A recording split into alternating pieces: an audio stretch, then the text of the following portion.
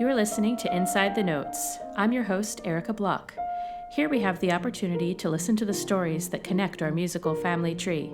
First-hand accounts of performances, musicians, and mentors that shape the way we listen, learn, and teach. In today's episode, we will be talking with Pablo Sainz-Villegas, Spanish-born classical guitar virtuoso. Thanks for coming and talking to us. Thank you very much, Erica. Happy to be here with you. So today, Pablo is going to be giving a recital in celebration of the Bellingham Festival of Music's 25th anniversary season. How did you get involved with the Bellingham Festival? Well, it was many years ago. I think it was in 2010 that Andrew Mockin contacted my management, and he had heard about me, I guess, and he was very interested in having me in the festival, and that's how everything started. That's how our love affair started. Wow! So have you played for 2 seasons? Is that correct? Yeah, I've played 2 different seasons. I think it was 2010, 2014. And this is my 3rd time coming to Bellingham for this fundraising event, and I look forward to coming many more times in the near future. That's fantastic. So what are you performing tonight? Well, I'm performing. I mean, it's a gala, right? So it's going to be more relaxed, and I'll be playing pieces that really define the guitar as an instrument from Spain, but also an instrument from the Americas. And my last CD I recorded was about the Americas. So it's tonight I'll be playing a program where I'll be crossing the Atlantic a few times. Fantastic. Here and there, and making these wonderful connections between Spain and the Americas. Amazing. So I was just reading a little bit about your trip to Chile and playing with Placido. It sounds like it was an unbelievable concert. Tell me about it. Being around Placido Domingo is a blessing. He's a great inspiration to me as a human being and as a musician. How he relates to music, how he relates to the audience, his experience. He's a living legend of music, and he's the only classical musician I know that can fill up stadiums. And the first time I played with him was a year and a half ago. It was at the Santiago Bernabéu Stadium. It's a soccer stadium in Madrid. We played for 80,000 people. Wow. There were many other guest artists as well. And then after that, the following day, he called me and he said, "Would you like to record my next CD, my next album together?" So I was really excited and grateful. I am about being with him, spending this time with him, making music together. It's a learning experience from the moment I met him, and so that's how our relationship started. And then he invited me to go to the Amazon River. There was this fundraising concert for televised for 90 million people. Wow. And it was for the forestation of the Amazons forest. And it was like surreal. We played on a floating stage. Wow! On the Amazon River, and it was really memorable. And after that, we started defining a little bit the program for the recording. It's going to be released under the label of Sony Classics this spring, 2018. And so we started working on that, and I'm preparing, defining the pieces and making the arrangements, and we recorded it last summer. And it's getting out of the oven. Wow! Where did you record it? We recorded music that is so natural for voice and guitar, especially music from South American Spanish and also from Spain. So we played boleros, and we played beautiful music, coplas. We played a fado from Portugal. So it is very exciting. So I just came from Chile. We played there 2 concerts. One for an intimate audience of 800 people, and then it was in the large national stadium of Chile for 45,000 people, and it was so memorable and so touching and so exciting to feel the love of 45,000 people projected on the stage, and I felt like a mirror, just a mirror, reflecting all that love backwards to them, to the audience, and it's been one of the most memorable evenings of my life, just feeling all that love. And all united through music. Absolutely. Can you, when you're actually on stage, can you really feel that many people? It's so overwhelming. It is, and it makes you fly, or it made me fly. Yeah. The amount of energy that is congregated in a stadium, you can feel it, and it makes you fly, and it's unbelievable. I enjoyed every single minute of it as as something unforgettable, and far away from being nervous. I was enjoying every single second of and every single note I played. Wow. Have you ever talked with him about that? Does he crave that kind of electricity? I'm sure once, singing at the Met and all over the world, you get accustomed to how that energy makes you feel. Does he still feel those things? I'm sure after he all does. These years, and there is something I've noticed being around Placido is when you are around him, or when he's on a stage, all musicians around him start playing their best. We all feel so inspired by his presence that we just deliver our best version of ourselves, and that's something fantastic. And he shared with me a beautiful thing. We were backstage in Chile, and we were talking about music and program and different things, and he said, well, after being so many years on a stage, I know that it's all about giving yourself to your audience, even in your mistakes, because that makes you human. Right, and that's the hardest part. And that was such a humble experience for me to receive. It was so enlightening and so inspiring. We are taught in schools to be perfect, to always trying to be perfect, and it's not about perfection. It's about being honest. It's about quality. It's about excellence. It's about giving the best of yourself. It's about loving yourself for the beautiful music you can share.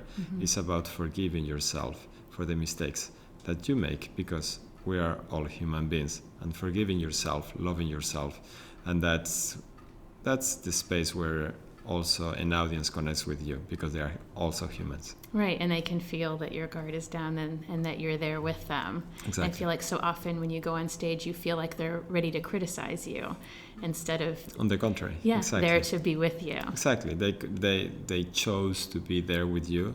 They could have gone anywhere else that evening, but they chose to be with you, and if they chose to be with you, it's because they want to enjoy a good moment with you.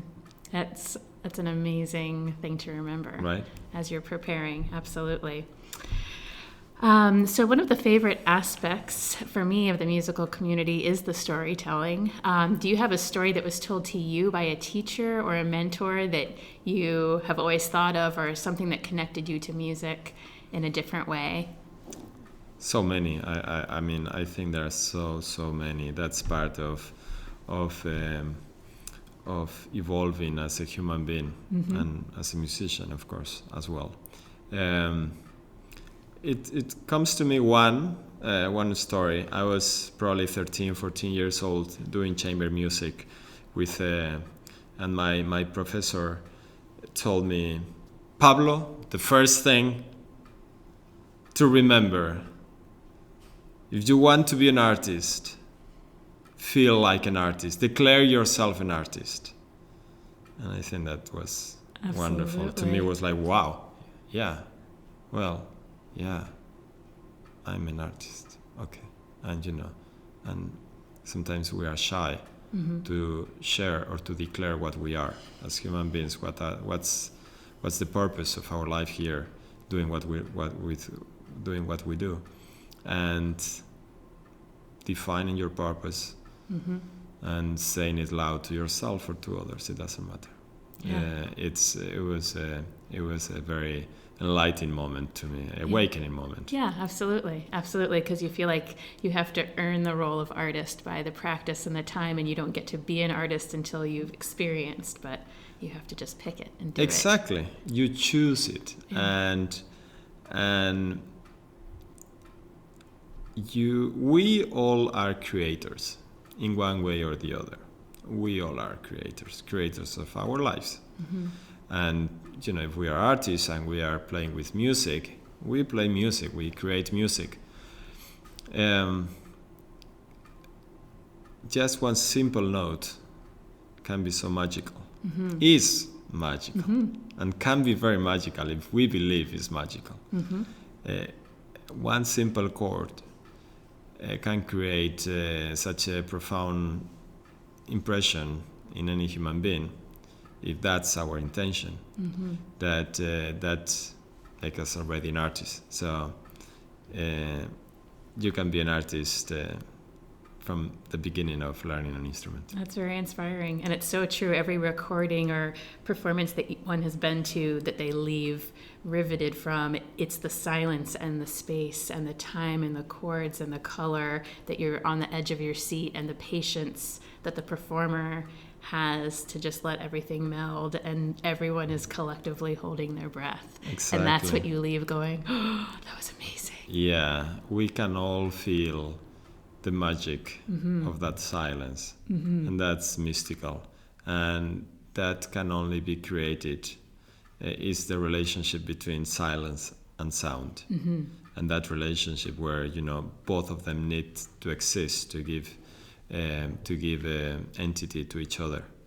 That's when you create a balance and you create a mystical relationship between sound and silence that you create in a space. And it's about the space. It's not about time anymore.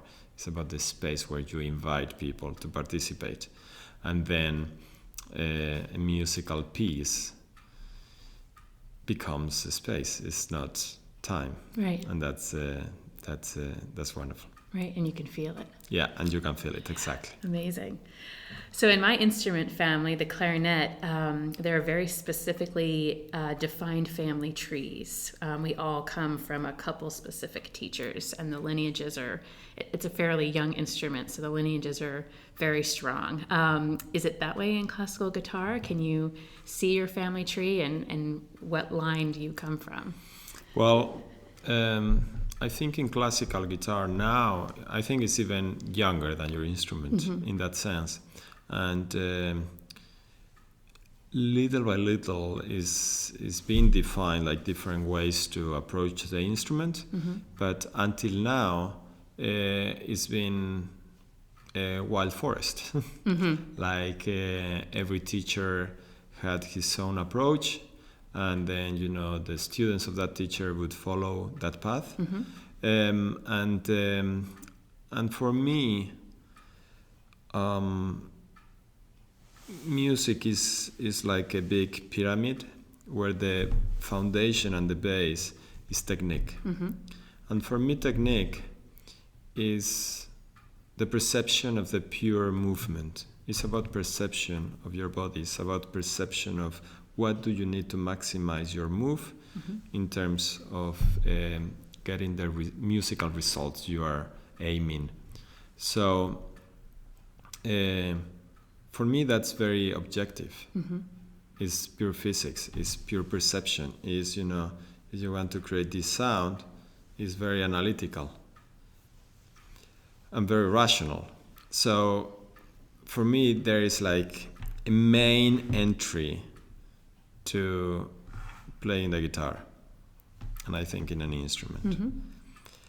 Then it comes, that doesn't mean you won't be able to feel free within those limits. I mean, there is so much that you can do, right, and you make it your own. But we're talking about technique, right? So then the second level in that pyramid is going to be musicality. And a professor can teach you to be musical as well. And, there is certain order and hierarchy in how, in classical music, the composer has created that architecture, that composition, where it's about categorizing what's most important, where's the tension, where's the relief, how to structure that. And that can be taught. How can you phrase the accents, the pulls, the direction? And then there is the last, I would say 2 more. The next one, to me, is going to be your emotional commitment. And that's very personal. No teacher is going to give you, well, feel this. It's like, well, each one's emotions is a whole universe by itself. Right. So the emotional commitment is what is going to, in coordination with, the musicality and the technique, which is going to define your personality on a stage. And then the last one is, what's your purpose as a musician? What's your intention? Why are you playing the guitar? Why are you going on stage tonight? Right.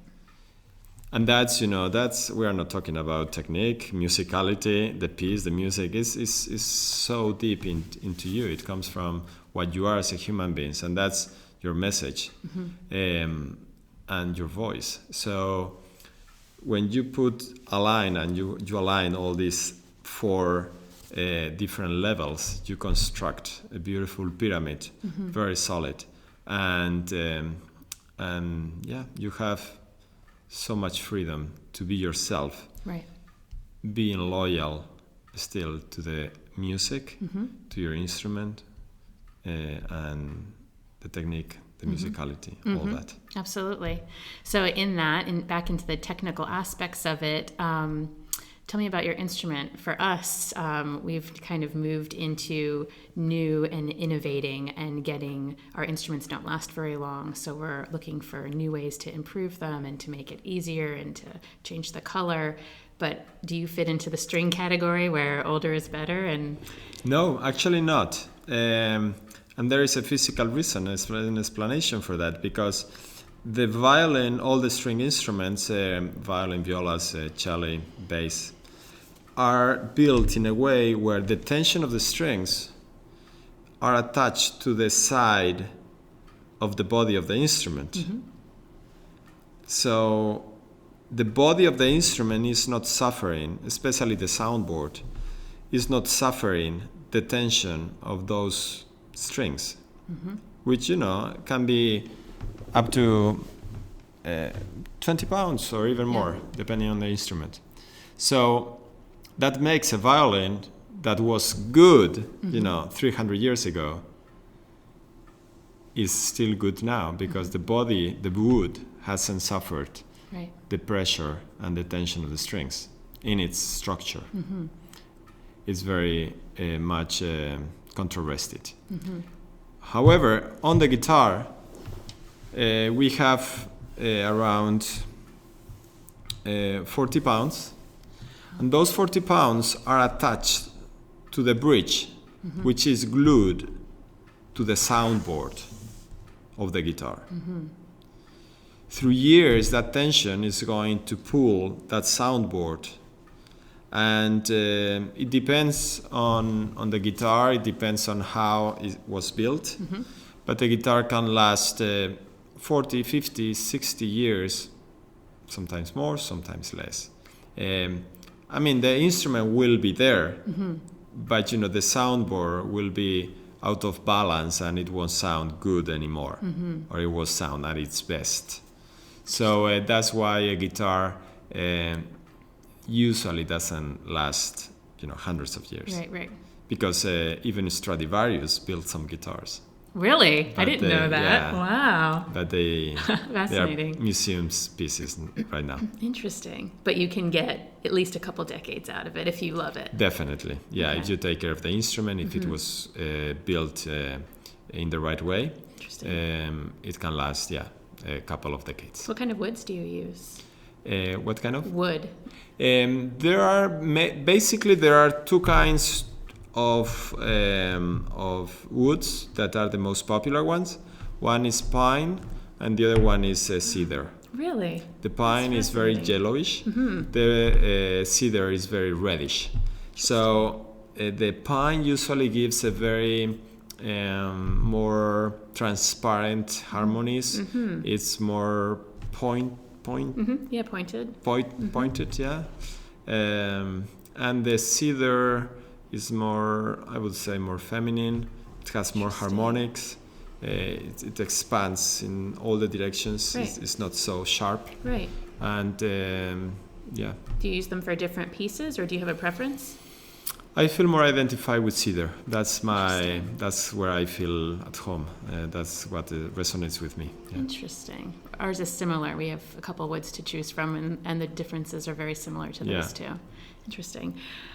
So speaking of how it resonates and orchestras, you have performed a ton with orchestras. Have you done any world premieres with living composers, or do you have any experience with people writing pieces for you? Yes, I have a few, and that's part of my commitment as a performer, as an interpreter, as a musician of the 21st century, to create collaborations, to create new things, to create new repertoire.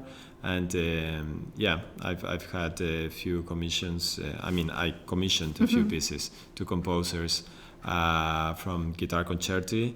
I've premiered 2-3, Sergio Assad, Lorenzo Palomo, who else? Tomás Marco from Spain, and solo guitar pieces as well. A few of them, and and it's always nice and inspirational to work during the process with a composer, to get to know a composer, where everything starts in classical music, and it's something that is part of what I am, and I enjoy doing it, and I will continue. It's fantastic, and to have composers that we might not know of have the opportunity to have their works played on a bigger stage it's great for everybody. Yes, and right now we are developing a project with Lina Frank, a fantastic composer, living here in the US, and always.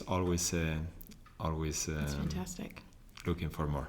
So it sounds like, lastly, you have a new adventure. You have a book coming out. Tell me about that. Well, that's a total departure. Yeah, and not so much at the same time, because as a musician, my purpose is to inspire people to see reflected on music the best version of themselves. And we all have a best version of ourselves. So I thought a great way to communicate with people is music. It's a global language. You can communicate anywhere in the world, and it's a very abstract and very deep and emotional way of communication. But why not using the words? Words are very, very powerful. Absolutely.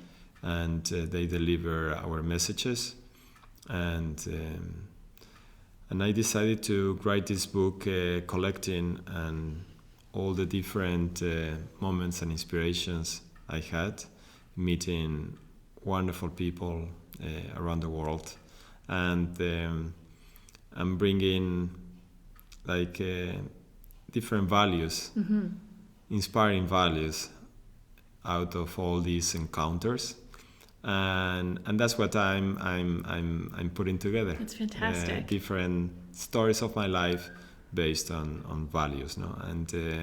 And I want to